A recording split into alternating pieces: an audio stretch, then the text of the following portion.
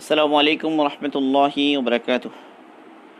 আলহামদুলিল্লাহি রাব্বিল আলামিন, আসসালাতু ওয়াসসালামু আলা আশরাফিল আমবিয়াই ওয়াল মুরসালিন ওয়া আলিহি ওয়া আসহাবিহি আজমাইন, আম্মা বা'দু, ফাআউযু বিল্লাহি মিনাশ শাইতানির রাজীম। ইয়্যাকা না'বুদু ওয়া ইয়্যাকা নাস্তাঈন, সাদাকাল্লাহুল মাওলানাল আযীম। আলহামদুলিল্লাহ, আল্লাহ পাকের মেহেরবানি, আল্লাহ পাকের ইহসান। আজ আমাদের দারসুল কোরআনের পঞ্চম দর্স। আমাদের আলোচনা চলছে সূরা ফাতিহার উপরে। আমরা অলরেডি আলোচনা করেছি ইয়্যাকা না'বুদু ওয়া ইয়্যাকা নাস্তাঈন নিয়ে। কিছু অংশ আমাদের আলোচনা হয়েছে, আর কিছু অংশ এখনো বাকি আছে। সেই অংশটা ইনশাআল্লাহ আল্লাহ পাক যদি তৌফিক দেন আজকে আলোচনা হবে ইনশাআল্লাহ। আজকের আলোচনাতে আমাদের কতগুলো বিষয় গুরুত্বপূর্ণ। এক হলো এই আয়াতে এখানে ইবাদা এবং ইস্তিআনা, আল্লাহ পাকের ইবাদত এবং আল্লাহ পাকের কাছে সাহায্য চাওয়া, এই দুইটা বিষয়কে একসাথে আনা হয়েছে, ইবাদা এবং ইস্তিআনা। এর মধ্যে ইবাদতের প্রসঙ্গটা আগে এসেছে এবং ইস্তিআনা, আল্লাহ পাকের কাছে সাহায্য কামনা করা। তো ইবাদতকে কেন আগে আনা হলো, ইস্তিআনাকে কেন পরে আনা হলো? তাহলে এক হলো এখানে কতগুলো বিষয়। এক নাম্বার, ইবাদত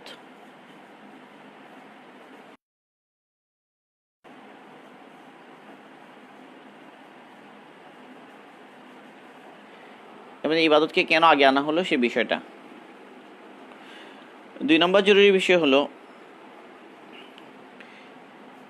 ইবাদত এবং ইস্তিআনা, এই দুইটা বিষয়কে জমা করার ক্ষেত্রে মানুষ চার প্রকার। মানে এর ভিত্তিতে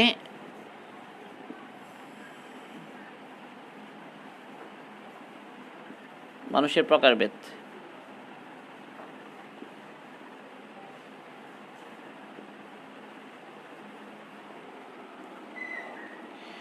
এরপর জরুরি বিষয় হলো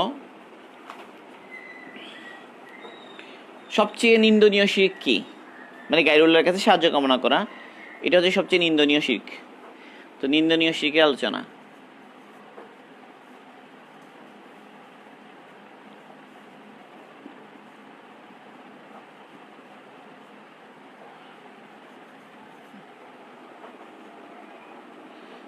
চার নম্বর বিষয় যেটা, সেটি হচ্ছে মানে এই আয়াতের মধ্যে মানুষের অন্তরের অনেকগুলো রোগের ট্রিটমেন্ট আছে, অন্তরের রোগের চিকিৎসা।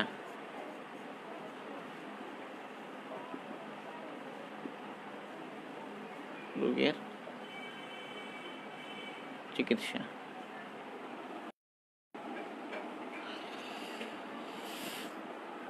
এরপর হলো এই আয়াতের ভিত্তিতে আহলুস সুন্নাহ ওয়াল জামা এর আকীদা। এই প্রসঙ্গে আহলুস সুন্নাহ ওয়াল জামাতের আকীদা কি, মানে এখানে একটা বিষয় হলো বান্দার সক্ষমতা নিয়ে, যে বান্দা আল্লাহ পাকের হুকুম মানতে কতটুকু সক্ষম, তার এই কোনো কাজ করার ক্ষেত্রে তার সক্ষমতা কতটুকু, এই বিষয়টা। এবং এই প্রসঙ্গে দুইটা বাতিল আকীদা আছে, একটা হলো কাদরিয়া, একটা হলো জাবরিয়া। আহলুস সুন্নাহ ওয়াল জামা হচ্ছে তার মাঝখানে ব্যালেন্স, মানে আকীদাগত বিষয় আছে একটা। 5 নাম্বার আকীদা। এই বিষয়গুলো ইনশাআল্লাহ আল্লাহ পাক যদি তৌফিক দেন আমরা আলোচনা করব। তো আমরা গত আলোচনাতে যে বিষয়টা আলোচনা করেছি, ইয়্যাকা না'বুদু ওয়া ইয়্যাকা নাস্তাঈন, এখানে ইয়্যাকা তোমারও ইবাদত করি, একমাত্র তোমারও ইবাদত করি, তুমি ছাড়া কারো ইবাদত করি না, একমাত্র তোমারই সাহায্য চাই, তুমি ছাড়া আর কারো সাহায্য চাই না। তো এই আলোচনা এই তরজমা আমরা করেছি। এখন এখানে জরুরি বিষয় যেটা, যে ইবাদত, এই দুইটার মধ্যে ইবাদতকে কেন আগে আনা হলো, সাহায্য কামনা এটাকে কেন পরে আনা হলো? ইয়্যাকা না'বুদু এটা কেন আগে, ওয়া ইয়্যাকা নাস্তাঈন এটা কেন পরে? তো মুফাসসিরগণ এর অনেকগুলো জবাব দিয়েছেন। এক নাম্বার হলো যে এর আগের যে আয়াত এর সাথে মিল রাখার জন্য, মালিকি ইয়াউমিদ্দিন ইয়্যাকা না'বুদু ওয়া ইয়্যাকা নাস্তাঈন, মালিকি ইয়াউমিদ্দিন এর সাথে নাস্তাঈন এর মিল আছে, এজন্য এভাবে এসেছে ইয়্যাকা না'বুদু ওয়া ইয়্যাকা নাস্তাঈন। এক জবাব। দুই নাম্বার হলো যে ইবাদত এটা হলো আল্লাহ পাকের তরফ থেকে বান্দার কাছে তলব, আল্লাহ পাক বান্দার কাছে চান ইবাদত, বান্দা আল্লাহ পাকের কাছে চায় সাহায্য। এখন বান্দার যা চায় সেটা কি প্রাধান্য পাবে, নাকি আল্লাহ পাক যা চান সেটা প্রাধান্য পাবে? তো জবাব হলো এটাই যে আল্লাহ পাক যা চান সেটা প্রাধান্য পাবে। তো আল্লাহ পাকের কাছে যেটা মাতলুব সেটা ইবাদত, সেই জন্য ইবাদতকে আগে আনা হয়েছে, সাহায্য চাওয়ার বিষয়টা পরে আনা হয়েছে। 3 নম্বর বিষয় হলো আসলে সাহায্য কামনা করবে কি জন্য? ইবাদতকে সামনে রেখে, মানে ইবাদত যেন করতে পারে এই জন্য সাহায্য। তার মানে ইবাদত যেটা এটা হলো মাকসাদ, আর সাহায্য যেটা আল্লাহ পাকের তরফ থেকে এটা হলো ওয়াসায়েল। তো ওসিলাকে পরে আনা হয়েছে, মাকসাদকে আগে আনা হয়েছে। অথবা এই বিষয়টা আরেকভাবে আমরা বলতে পারি যে আল্লাহ পাকের কাছে আমরা যেহেতু চাইবো, দোয়া করব, সাহায্য চাইবো, এর জন্য আগে কিছু ইবাদত করা দরকার, ইবাদত করে চাওয়া দরকার, আমাল করে চাওয়া দরকার, মানে আমাল করে আল্লাহ পাকের কাছে দোয়া করা। তো এই জন্য আগে ইবাদত, তারপর সাহায্য কামনা। এবার বিভিন্ন জবাব দিয়েছেন যে কেন ইবাদত আগে এবং সাহায্য কামনা এটা পরে। এই ইবাদত এবং সাহায্য কামনার ভিত্তিতে মানুষ 4 প্রকার। এটা খুব গুরুত্বপূর্ণ একটা বিষয় যে আমরা কোন স্তরে আছি। এই যে আয়াত, এই আয়াত দিয়ে যে আমরা নিজেদেরকে মাপি, তো আমার লেভেলটা কোথায়, কোন জায়গায়, এটা বোঝা দরকার। মানে যে ব্যক্তি এই ক্লাসিফিকেশনটা বুঝবে সে তত বেশি নিজেকে মাপতে পারবে যে সে আসলে ইবাদত এবং আল্লাহ পাকের সাহায্য কামনা এই আয়াতকে কতটুকু সে বাস্তবে পরিণত করেছে, কতটুকু হাকিকত, এই আয়াতের কতটুকু হাকিকতে সে পৌঁছতে পেরেছে। আমরা গতকাল বলেছিলাম যে এই আয়াতটা হলো সমস্ত আসমানি কিতাবের সারাংশ। এটা হাসান বসরি রহিমাহুল্লাহর কোল, তিনি বলেছেন। হাসান বসরির যে কোল, সমস্ত ইবাদতের সারাংশ, সমস্ত আসমানি কিতাবের সারাংশ, ইয়াকা না'বুদু ওয়া ইয়াকা নাস্তাঈন। তাহলে এই কথাটা, এই আয়াত, এটা আমরা আমাদের জীবনে কতটুকু বাস্তবায়ন করছি। তো আমরা এরপরে যে কথাটা আলোচনা করতে চাই সেটা হচ্ছে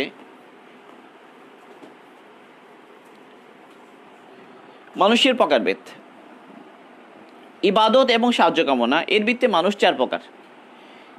এর মধ্যে সর্বোত্তম দরজার লোক ইবাদতকেও হক আদায় করে কামেল দরজায়, এবং আল্লাহ পাকের কাছ থেকে সাহায্যও কামনা করে ওইভাবে। আসলে সাহায্য কামনা করার দ্বারা 2টা বিষয় উদ্দেশ্য।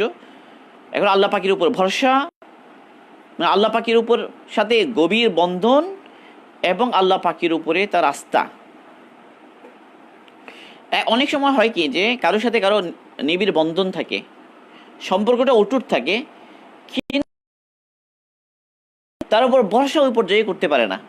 এমন অনেক সময় হয় যে একজনের সাথে আমার অনেক সম্পর্ক, অনেক তাআল্লুক, কিন্তু আমি তার উপরে ঠিক অতটুকু ভরসা করতে পারি না সে আমার সমস্যাটা সমাধান করতে পারবে, এই ভরসা আমার ওই পরিমাণ নাই, যদিও বা তার সাথে আমার বন্ধনটা অনেক মজবুত।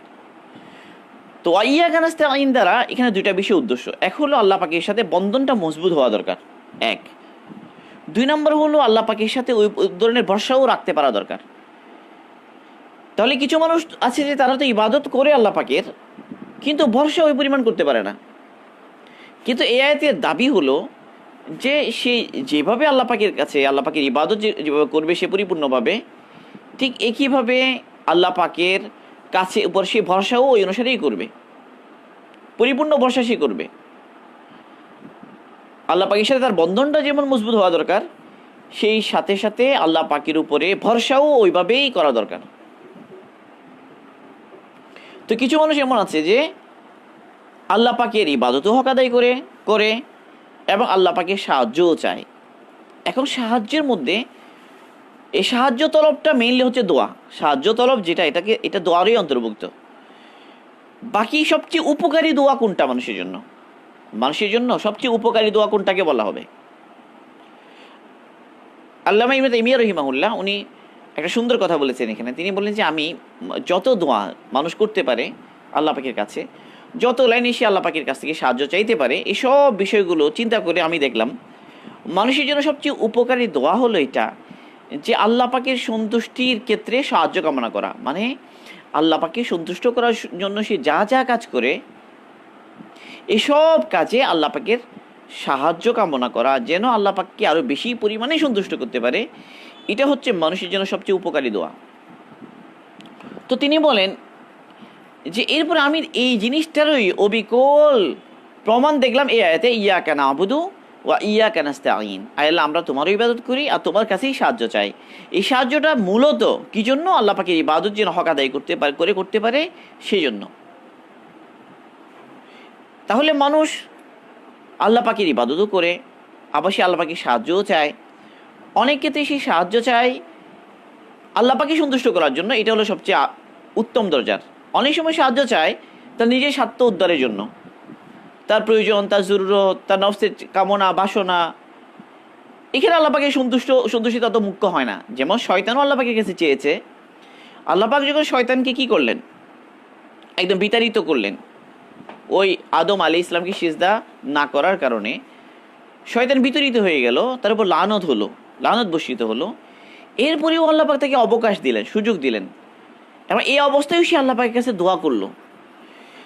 দোয়া যে করছে, সে শয়তানের পরিপূর্ণ ইতিমাদ আছে আল্লাহ পাকের উপরে, যে আল্লাহ পাক চাইলে তার দোয়াটাকে কবুল করতে পারেন, এবং আল্লাহ পাক যদি কবুল করেন তো এই সহযোগিতা সে অনেক বেশি পরিমাণে পাবে। মানে তার যে চাহিদা, তার যে আশা, তার যে সওয়াল, তার যে কামনা, এটা উত্তমভাবে আল্লাহ পাক ছাড়া আর কেউ পূরণ করতে পারে না, এই বিশ্বাসটা শয়তানের আছে। এবং আল্লাহ পাককে সে চিনে ঠিক মতো, চেনার কারণে সে আল্লাহ পাকের কাছে, আল্লাহ পাক খুব রাগান্বিত তার উপরে, এই অবস্থায় শয়তান আল্লাহ পাকের কাছে দোয়া করছে কি জন্য? কোন কাজে সে আল্লাহ পাকের কাছে সাহায্য চাচ্ছে? শয়তান আল্লাহ পাকের কাছে ওই সমস্ত বিষয়ে সাহায্য চাচ্ছে যে বিষয়টা সে ব্যবহার করবে আল্লাহ পাকের রেজামন্দি তালাশের বিপরীতে। অর্থাৎ সে এমন কাজে আল্লাহ পাকের সাহায্য কামনা করছে, যেই কাজটা মধ্যে সে সাহায্য যদি পায়, এই সাহায্যকে সে ব্যবহার করবে আল্লাহ পাকের অসন্তুষ্টির পথে, আল্লাহ পাকে সন্তুষ্ট করার কাজে ব্যবহার করবে না। এখন আশ্চর্য বিষয় হলো, আল্লাহ পাক এই ধরনের মানুষেরও দোয়া কবুল করেন। এই ধরনের মানুষ যে আল্লাহ পাকের কাছে সাহায্য চায়, কিন্তু সাহায্য চায় কোন পথে? আল্লাহ পাকের অসন্তুষ্টির পথে। যেই কাজ করলে আল্লাহ কখনো তার উপর রাজি হবেন না, এটা সে খুব ভালো করে জানে, এবং ওই কাজেই সে আবার আল্লাহ পাকে সাহায্য চায়। তো কিছু মানুষ এরকম আছে যে সে সাহায্য কামনা করে ওই সমস্ত কাজে, যেই সমস্ত কাজে মোটে, এবং আরও ব্যাপার হলো আল্লাহ পাক এই ধরনের লোকেরও কি করেন? দোয়া কবুল করেন। তাহলে এখান থেকে একটা জিনিস স্পষ্ট হলো যে কারো দোয়া কবুল হওয়া, কে কোনো জিনিস আল্লাহ পাকের কাছে চাওয়ার পরে আল্লাহ পাক তার চাহিদাকে পূরণ করে দিলেন, এটা মোটেই সে যে আল্লাহ পাকের কাছে মর্যাদাবান এটা নয়, এই কাজের মধ্যে তার জন্য যে কল্যাণ এটাও নয়, এটা মোটেই এটার আলামত নয় সে আল্লাহ পাকের কাছে মকবুল, আল্লাহ পাকের কাছে সে পছন্দনীয়, আল্লাহ পাক তাকে পছন্দ করেন, বা তার একটা মর্যাদা আল্লাহ পাকের আছে, এই জন্য তার দোয়া কবুল হয়েছে, মোটেই এরকম নয়। কারো শয়তানের তো দোয়া কবুল হলো, তো এ দ্বারা মোটেই এটা প্রমাণিত হয় না যে শয়তান কি আল্লাহ পাকের কাছে খুব প্রিয়, এটা হতেই পারে না। তার বিপরীতে অনেক সময় অনেক ন্যাক লোকে দোয়া কবুল হয় না। দোয়া কবুল না হওয়ার অর্থ এই নয় মোটে যে সে আল্লাহ পাকের কাছে প্রিয় নয়, সে আল্লাহ পাকের কাছে মকবুল নয়, আল্লাহ পাকে তাকে পছন্দ করেন না বলে তার দোয়া কবুল করছে না, মোটে এরকম নয়। বরং অনেক সময় আল্লাহ পাকের হেকমা এটাই, আল্লাহ পাক তার বান্দার কল্যাণ চান, বান্দার হেফাজত চান, বান্দাকে রক্ষা করতে চান, পরিণতি হিসেবে ওই জিনিসটা তার জন্য ভালো হবে এটা আল্লাহ পাক জানেন, এই কারণে আল্লাহ পাক ওই জিনিস তাকে দেন না। এই না দেয়াটা তার প্রতি এহসান, তার প্রতি দয়া, তার প্রতি মেহেরবানি, তার প্রতি ভালোবাসা, তার জন্য কল্যাণ কামনা, এবং আল্লাহ পাক তাকে মহব্বত করেন, ভালোবাসেন বলেই তাকে দেন না। তাইলে এখানে একটা বিষয় যে আল্লাহ পাকের কাছে আমরা চাইবো কোন জিনিসটা, কোন ধরনের কাজে আল্লাহ পাকের কাছে সাহায্য চাইবো আমরা। আল্লামা ইবনে তাইমিয়া রাহিমাহুল্লাহ তিনি বলেন যে আল্লাহ পাকের কাছে সাহায্য চাওয়ার জন্য সবচেয়ে উত্তম জায়গা হলো ওই সমস্ত জিনিস, যেই সমস্ত কাজে আল্লাহ পাকের সন্তুষ্টি, সেই সমস্ত কাজেই তুমি আল্লাহ পাকের মদদ কামনা করো। কারণ ওই সমস্ত কাজে যদি তুমি আল্লাহ পাকের মদদ কামনা করো, তো তোমার জন্য সেটা হবে সবচেয়ে আনফা, সবচেয়ে উপকারী। এই জন্য রাসূল সাল্লাল্লাহু আলাইহি ওয়াসাল্লাম হযরত মুআয ইবনে জাবাল রাদিয়াল্লাহু আনহুকে নিজের সব অন্তরের পুরো ভালোবাসা পেশ করে, নিজের সম্পূর্ণ ভালোবাসার বিষয়টা তাকে জানিয়ে দিয়ে এই কথা বললেন যে হে মুআয, তুমি প্রত্যেক সালাতের পরে এই দোয়া করতে কখনো ভুলো না, ওয়াল্লাহ ইয়া মুআয ইন্নী লা উহিব্বুক, হে মুআয নিশ্চয় তোমাকে আমি ভালোবাসি।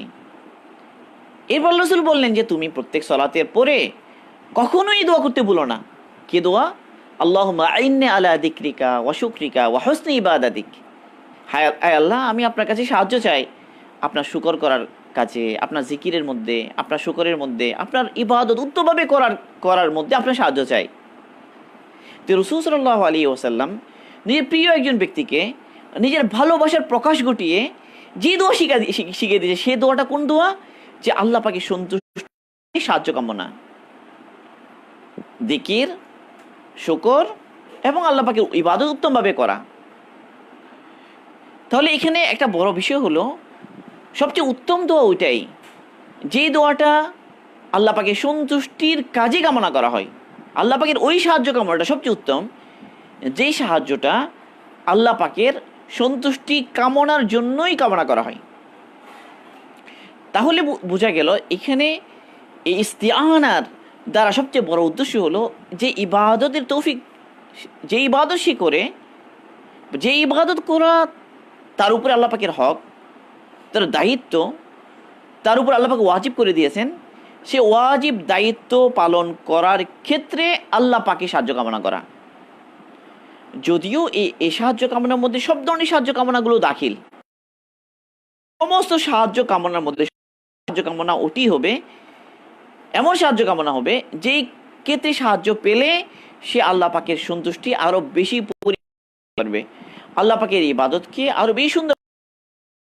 এমনটি আল্লাহ রাসূল মুআয ইবনে জাবাল রাদিয়াল্লাহু আনহু শিখিয়ে দিলেন। তাই ইস্তিআনা আল্লাহ পাকের সাহায্য কামনার জন্য সবচেয়ে বড় ক্ষেত্র হলো আল্লাহ পাকের সন্তুষ্টি কামনা করা।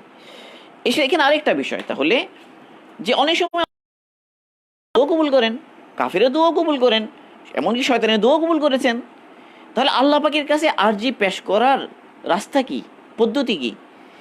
এখন এটা যদি আমরা শিখতে চাই, তাহলে আমরা শুরুতেই বলেছিলাম যে সূরা ফাতিহা হচ্ছে যে তালিমুল মাসআলা, আল্লাহ পাকের কাছে চাওয়ার আদব শেখানো হচ্ছে। বান্দা আল্লাহর কাছে কেমনে চাইবে এবং কি জিনিস চাইবে, কোন জিনিস চাওয়ার মধ্যে তার কল্যাণ। তো এই জন্য যে আল্লাহ পাকের কাছে কোন জিনিস চাইতে হবে এবং চাওয়ার ধরনটা কি হবে, এটা যদি আমরা বুঝতে চাই ভালো করে, তাহলে আমরা দোয়া মা'থুরা যেগুলো আছে, রাসূল সাল্লাল্লাহু আলাইহি ওয়াসাল্লাম যেই সমস্ত দোয়া শিখিয়েছেন উম্মাহকে, সেই দোয়াগুলি যদি আমরা খেয়াল করি, কোন কোন শব্দে, কোন কোন লফজে, কোন কোন ধরনে রাসূল সাল্লাল্লাহু আলাইহি ওয়াসাল্লাম দোয়া শিখাচ্ছেন। কোরআনে দোয়া শিখাচ্ছেন আল্লাহ রাসূল, কিন্তু সেই কল্যাণের দোয়া শিখাতে গিয়ে আল্লাহ রাসূল এই দোয়ার মধ্যে বাস্তবিক কল্যাণ আছে কি নাই, এটা তো আল্লাহ পাকই জানেন, আল্লাহ পাকের ইলমের মধ্যে আছে, সেদিকে আল্লাহ রাসূল ফিরিয়ে দিচ্ছেন। যেমন ইস্তিখারার দোয়ার মধ্যে কল্যাণের জন্যই দোয়া করা হচ্ছে, এবং যে কোনো একটা কাজ আমরা করতে যাবো এই জন্য ইস্তিখারা শেখানো হচ্ছে। ইস্তিখারা শিখাতে গিয়ে আল্লাহ রাসূল যে দোয়া শিখিয়ে দিচ্ছেন, সেই দোয়ার মধ্যে এই কথাগুলো এসে গেছে, আল্লাহুম্মা ইন্নী আস্তাখিরুকা বিইলমিকা ওয়া আস্তাকদিরুকা বিকুদরাতিকা।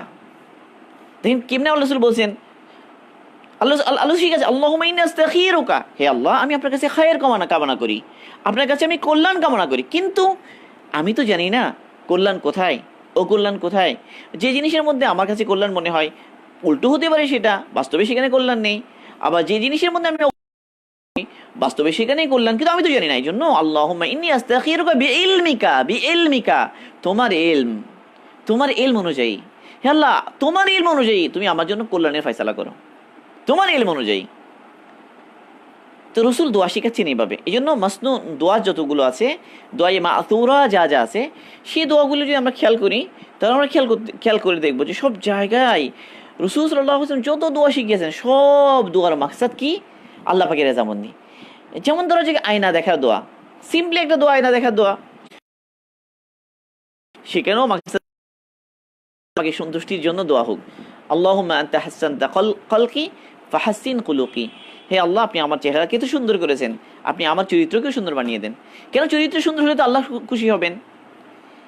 এইভাবে মানুষ একদম জায়েজ যে সমস্ত ক্ষেত্র, যেমন খাবার দাবারের ক্ষেত্রেও সে নিয়ত ওটাই করবে, এবং আল্লাহ পাকের কাছে এটাই কামনা করবে যে আল্লাহ এই যে খাবার খাচ্ছি, সেই খাবার খাওয়ার মাধ্যমেও যেই শক্তি অর্জন হবে, সেটা যেন তোমার সন্তুষ্টির পথে ব্যয় করতে পারি, তোমার ইবাদতের মধ্যে খরচ করতে পারি। দেখেন রাসূল সাল্লাল্লাহু আলাইহি ওয়াসাল্লাম বান্দাকে সব ব্যাপারেই তাকে মাকসাদের দিকে ফিরাতে চান। তো দোয়ার ক্ষেত্রে কি কথা, যে ওই দোয়া আমার জন্য সবচেয়ে বেশি আনফা হবে, ওই দোয়া আমার জন্য সবচেয়ে বেশি উপকারী হবে, ওই দোয়া আমার জন্য সবচেয়ে কল্যাণকর হবে যেই দোয়ার মধ্যে আমি আল্লাহ পাকের কাছে আরো বেশি করে লাভ করতে পারি, ওই সমস্ত কাজে আমি সাহায্য চাইব। যেমনটি মুআয ইবনে জাবাল রাদিয়াল্লাহু আনহু আল্লাহ শিখালেন, আল্লাহুম্মা আইন্নি আলা যিকরিকা ওয়া শুকরিকা ওয়া হুসনি ইবাদাতিক। তাহলে এখানে হালাল ইনকাম, হালাল ইনকামের জন্য আল্লাহ পাকে দোয়া করছি। উদ্দেশ্য কি? ইনকাম যদি হালাল হয় তো আমার জন্য আল্লাহ পাকের ইবাদত সহজ হয়ে যাবে। এ পড়াশোনা ভালো করি, এটা দোয়া করছি কেন?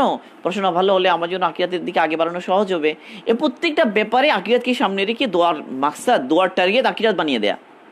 দোয়া করছি, আমার দিলে তামান্না ওই সময় দুনিয়া হতে পারে, কিন্তু আমি দুনিয়ার বিষয়টাকে ঘুরিয়ে আখিরাতমুখী করে দিই, যে আমার মানে গতি, দোয়ার যে গতি এটা আখিরাত চলে যায়।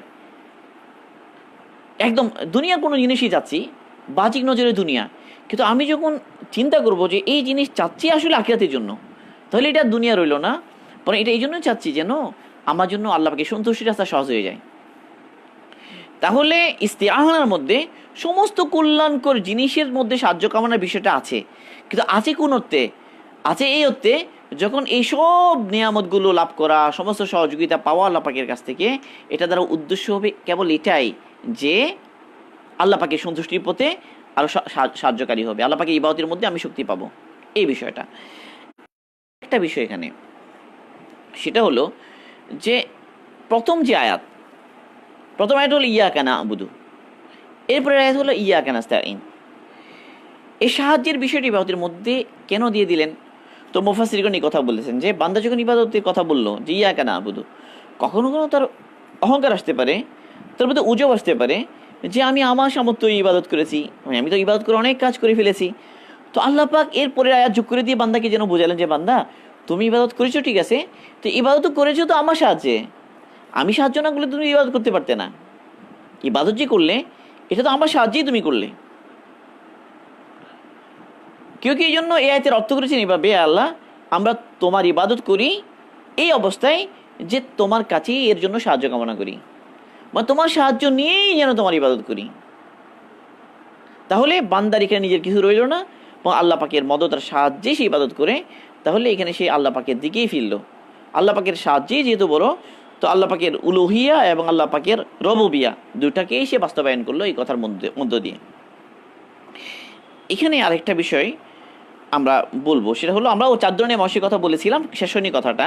তো 4 ধরনের মানুষ, এক ধরনের মানুষ হলো যে ইবাদত করে আল্লাহ পাকের সাথে, আল্লাহ পাকের উপরে পরিপূর্ণ ভরসার মাধ্যমে, আল্লাহ পাকের সাথে অটুট বন্ধনের মাধ্যমে, আল্লাহ পাকের উপর পরিপূর্ণ তাওয়াক্কুল রেখে সে ওই ইবাদতের মধ্যেই আল্লাহ পাকের জন্য সন্তুষ্ট কামনা করে, সেটা সে হলো এই আয়াতের অনুসারে সবচেয়ে উঁচু তবকার ব্যক্তি। তার বিপরীতে সবচেয়ে নিকৃষ্ট মানুষ সে ব্যক্তি যে আল্লাহ পাকে ইবাদতও করে না এবং আল্লাহ পাকে সাহায্যও চায় না। কারণ কি? সে আল্লাহ পাকে চিনেই না, আসলে চিনেই না, জানেই না, এই কারণে সে না সে আল্লাহ পাকের ইবাদত করে আর না সে সাহায্য চায়, সেটা সবচেয়ে নিকৃষ্ট। আরেক ব্যক্তি আছে যেহেতু আল্লাহ পাকের ইবাদত করে না এমন না, কিন্তু করলেও সে সাহায্য ইস্তিআনা ক্ষেত্রে সে দুর্বল। কেন দুর্বল? কারণ হলো উপকরণ, আসবাব এগুলোর সাথে তার দিল এমনভাবে জুড়ে আছে, এমন মজবুতির সাথে জুড়ে আছে, সে ইবাদত করে, ইবাদতের মধ্যে সে মজা পায়, স্বাদও পেতে পারে, কিন্তু আল্লাহ পাকের উপর ভরসা করার ক্ষেত্রে সে স্বাদ পায় না। আল্লাহ পাকের উপর ভরসা করে সে নিশ্চিন্ত থাকতে পারে না। আল্লাহ পাকের উপরে তাওয়াক্কুল করে সে মনের মধ্যে শান্তি পায় না, বা তার মধ্যে অস্থিরতা থাকে, পেরেশানি থাকে। কারণ কি? ইবাদত হয়তো সে ঠিক মতো করে, কিন্তু ইস্তিআনার ক্ষেত্রে সে হক আদায় করে আল্লাহ পাকের উপর কি করতে পারে না, ভরসা করতে পারে না। কিন্তু আল্লাহ পাকের কাছে সবচেয়ে প্রিয় বান্দা তো সে হবে যে ইবাদতের হকও ঠিক মতো আদায় করে, ইস্তিআনার যে হক এটাও সে ঠিক মতো আদায় করে। সে হলো দ্বিতীয় ব্যক্তি। তৃতীয় ব্যক্তি আরেক ব্যক্তি সে কে? সে হলো যে সে তো কি করে, ইবাদত করেই না, কিন্তু করে সব অন্যায় কাজে। সে জানে যে আসলে আল্লাহ পাক না দিলে তো হবে না, আল্লাহ পাক না চাইলে তো আমি পাবো না, আল্লাহ পাক যা চান তাই হয়, আল্লাহ পাক যা চায় না তা হয় না। এখন আল্লাহ পাক না চাইলে যেতে হয় না, সেই জন্য সে সব অন্যায় কাজে, সব 2 নম্বরই কাজে সে আল্লাহ পাকের সাহায্য কামনা করে। আর ইবাদত যে মানে মানে জাহেলদের মধ্যে সবচেয়ে বড় জাহেল, এই 4 শ্রেণীর মানুষের মধ্যে সবচেয়ে বড় জাহেল হলো সে এমন ক্ষেত্রে আল্লাহ পাকের সাহায্য কামনা করে যেখানে আল্লাহ পাকের সন্তুষ্টিই নেই, নারাজি। তো মানুষ এই ধরনের চার ধরনের অবস্থা। এখন আমি কোন ধরনের, আমি কোন অবস্থায় আছি এই আয়াতের ক্ষেত্রে? আমি এই আয়াতকে আমার জীবনে কীভাবে বাস্তবায়ন করি? যে ইবাদত কিছু করি টুকটাক, বাকি ওই আমার নফসানি খায়েশাত, যেগুলো আল্লাহ পাকের সন্তুষ্টি নেয়ও হয়তো, সেই কাজেগুলোতেই আমি আল্লাহ পাকের সাহায্য মনে মনে চাই, এরকম কিনা? এরকম আল্লাহ পাক এরকম হওয়া থেকে আল্লাহ পাক আমাদেরকে হেফাজত করুন। আল্লাহ পাকের সাহায্য, এখানে আরেকটা বিষয় খুব গুরুত্বপূর্ণ যেটা বোঝা, সেটা হলো যে আসলে সাহায্য দুই প্রকার হয়, মাউনা দুই প্রকার। একটা হলো অত্যাবশ্যকীয় সাহায্য, আরেকটা হলো অত্যাবশ্যকীয় নয় এমন সাহায্য। ধরা যাক যে এক ব্যক্তি, যে সে কোনো কাজ করার ক্ষমতাই রাখে না, যেই সাহায্য না পেলে সে কোনো কাজই করতে পারবে না, এতটুকু যোগ্যতাই তারা নেই। ধরা যাক এক ব্যক্তি চলার জন্য পাই নাই, এখন ওকে যদি আমি হাঁটতে বলি, ওকে যদি বলি তুমি হাঁটো, ও তো পাই নাই, তাহলে এই হাঁটতে বলাটা এমন একটা হুকুম হবে যে হুকুমটা পালন করার যোগ্যতাই তার নেই। তাহলে আল্লাহ পাক যে আমাদেরকে ইবাদতের হুকুম করেছেন, তো আমাদের মধ্যে যদি টোটালি ইবাদত করার ক্ষমতা নাই থাকে, মানে এই ইবাদত করার জন্য পরিপূর্ণ অত্যাবশ্যক সাহায্য যদি আল্লাহ পাকের তরফ থেকে দরকারই হয়, এমন হয় যে আমার আল্লাহ পাকের এই সাহায্য না পেলে আমি ইবাদত করতেই পারবো না, তাহলে আমাকে ইবাদতের হুকুম করা এটা কেমনে সই হবে? মানে এই জিনিসটা সূক্ষ্ম কথা, বোঝার বিষয়। যে তাহলে বুঝে গেলে অত্যাবশ্যক সাহায্য ওটাকে বলে যে যেই কাজের আসলে কোনো যোগ্যতাই তার নেই, সেই কাজের হুকুম তাকে করা হলো, আর সে এই কাজ করতে সক্ষম নয়, এখন তাকে সাহায্য করা। এই জন্য সে সাহায্য চাচ্ছে, আল্লাহ আমি তো এই কাজ করার সামর্থ্য টোটালি রাখি না, তুমি আগে সাহায্য করো। তো এরকম যদি হয় বান্দার অবস্থা, তাহলে তার উপর একটা জিনিস ফরজ করা, ওয়াজিব করা কেমনে সই হয়? এই জন্য মুফাসসিরগণ বলেছেন যে এখানে যে একটা হলো মাউনাতে জরুরিয়া, একদম এমন সাহায্য যেটা ছাড়া সে ইবাদত করতেই পারবে না। আরেকটা হচ্ছে এই পর্যায়ে নয়, যেমন ব্যাপারটা হলো এরকম যে এক ব্যক্তি হাঁটতে পারে, এবং তাকে এতটুকু সহযোগিতা করলাম যে তার জন্য গাড়ির ব্যবস্থা করলাম, তাহলে সে কিন্তু, আমি গাড়ির ব্যবস্থা না করলেও সে হেঁটে চলে যেতে পারতো, এখন গাড়ির ব্যবস্থা করার কারণে ওই তার কাজটা যাওয়াটারও সহজ হয়ে গেল।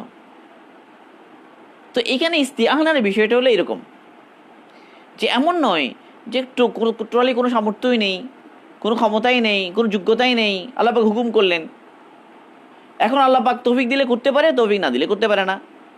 যেমন এই ধরনের একদল আছে যারা জাবরিয়া, তারা বলে যে বান্দার তো আসলে কোনো ক্ষমতাই নেই, কোনো ক্ষমতাই তার নেই, যেমনি নাচাও তেমনি নাচি, পুতুলের কি দোষ। সে বলে যে মানে আমরা পুতুলের মতো অসহায়, আল্লাহ পাক যেরকম চালান সেরকম চালাই।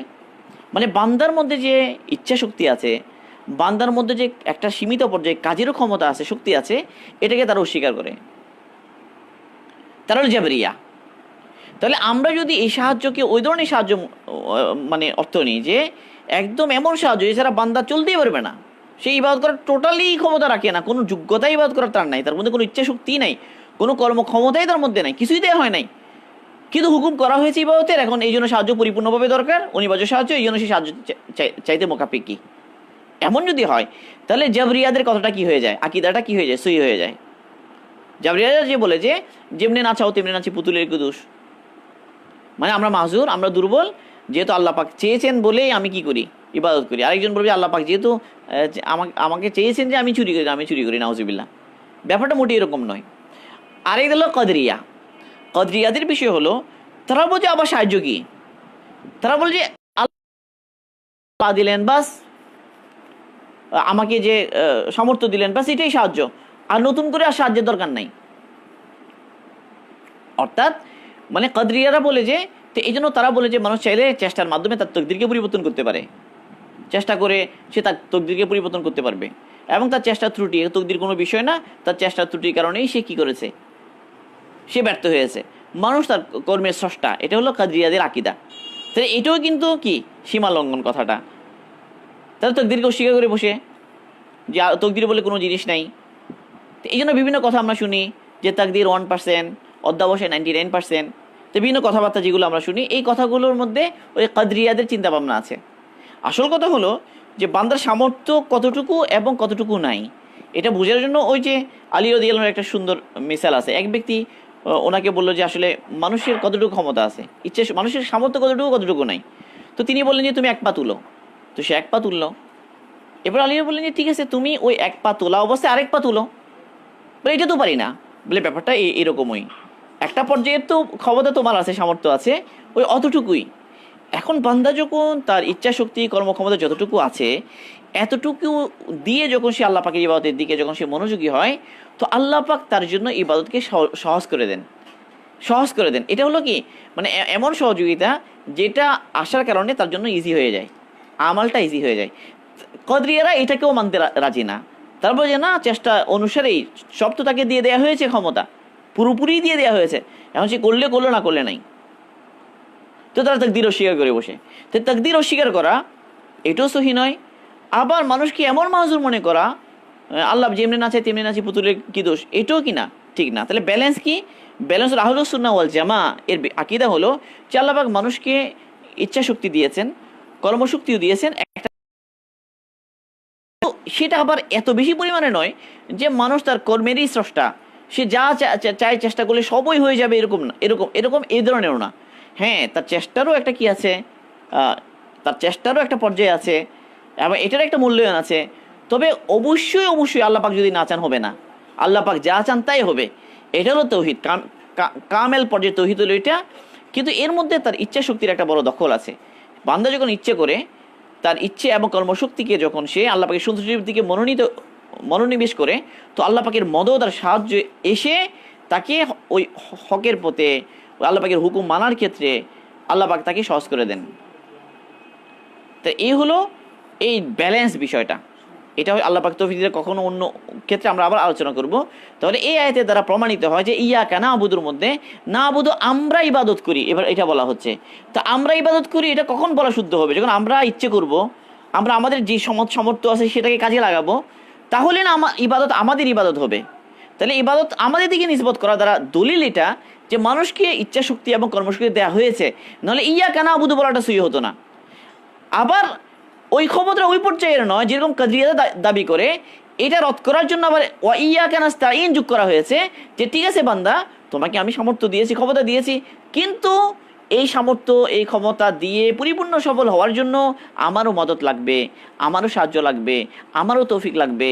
এই জন্য ওয়াইয়াকা নাস্তাইন যোগ করে দেওয়া হয়েছে। তাহলে এখন ইয়াকা নাবুদু ওয়াইয়াকা নাস্তাইন এই দুই আয়াত একসাথে জমা হওয়ার কারণে আহলুস সুন্নাহ ওয়াল জামা যে আকীদা আর বিশ্বাস, এটা কি হয়ে গেছে? প্রতিষ্ঠিত হয়ে গেছে। যদি শুধু ইয়াকা নাবুদুই থাকতো, ওয়াইয়াকা নাস্তাইন না থাকতো, তাহলে কদরিয়াদের দাবি প্রমাণিত হয়ে যেত। আর যদি ইয়াকা নাবুদু না থেকে ওয়াইয়াকা নাস্তাইনই থাকতো, তাহলে জাবরিয়াদের দাবি প্রমাণিত হয়ে যেত। এখন দুই আয়াত একসাথে জমা হওয়ার কারণে দুই অংশ, এখন আহলুস সুন্নাহ ওয়াল জামা যে অবস্থান, এটা প্রমাণিত হয়েছে। আল্লাহ পাক আমাদেরকে বোঝার জন্য তৌফিক দান করুন। এই কিন্তু এত সহজ নয়। তো এই কারণে এই আয়াতের মধ্যে অনেক রুহানি রোগের চিকিৎসা আছে। এক হলো, কালকে কিছু বলেছি যে শিরিক আকবর,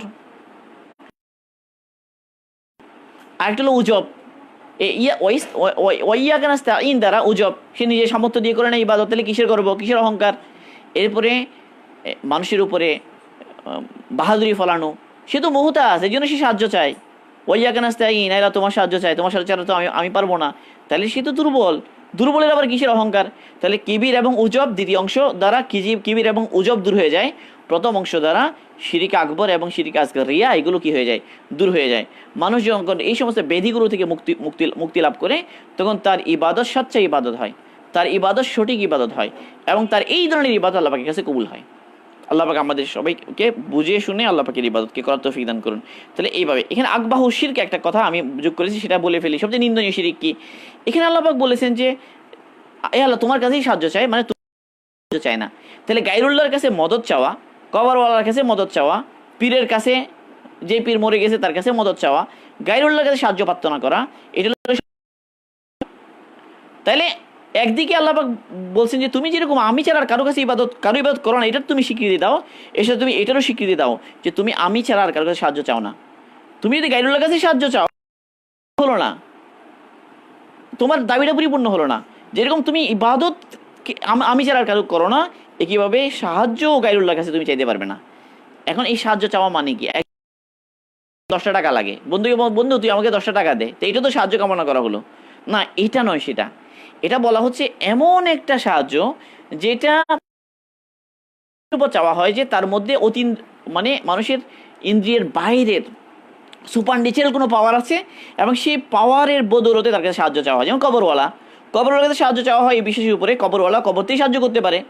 মূর্তি, তার কাছে এমন সাহায্য চাওয়া, মূর্তি তো সে এমনিই দেখা যাচ্ছে কি সে মানুষের হাতের তৈরি, তারপরেও তার কাছে এরকম প্রত্যাশায় সাহায্য কামনা করা যে সে অলৌকিকভাবে আমার কাজ করে দিতে পারবে, এরকম ক্ষমতা আছে বলে মনে করে সাহায্য চাওয়া, এটা হলো শিরকে আকবার।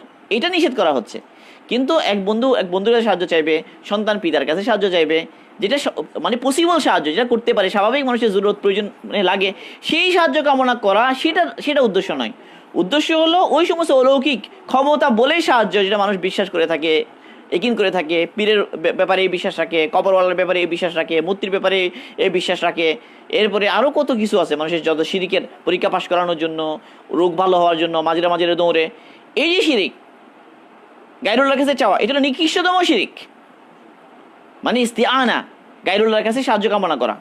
তো এই জন্য শিরিকের সব রাস্তা বন্ধ করে দেওয়া হচ্ছে যে আল্লাহ তুমি ছাড়া কারো ইবাদত করি না, তুমি ছাড়া আর কারো সাহায্য চাই না। আল্লাহ পাক আমাদেরকে সর্বপ্রকার গায়রুল্লাহর ইবাদত থেকে মুক্ত হয়ে একমাত্র আল্লাহ পাকেরই ইবাদত করার জন্য তৌফিক দান করুন। সুবহানাল্লাহি ওয়া বিহামদিহি, সুবহানাকাল্লাহুম্মা বিহামদিকা, আশহাদু আল্লা ইলাহা ইল্লা আনতা, আস্তাগফিরুকা ওয়া আতুবু ইলাইক।